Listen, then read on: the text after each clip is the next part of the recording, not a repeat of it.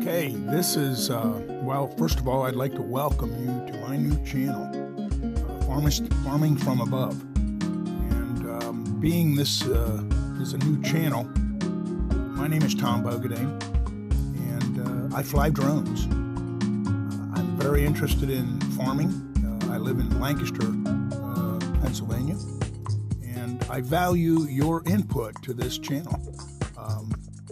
If there are things that you'd like to see in farming from the air, make suggestions and I'll listen. Subscribe to my channel and like it if you enjoy the videos. Make the suggestions and comments. We value them. And also share it with your friends. This shot right here is a 2016 wheat harvest that was done on July the 2nd. And this particular farmer was harvesting 40 acres of wheat.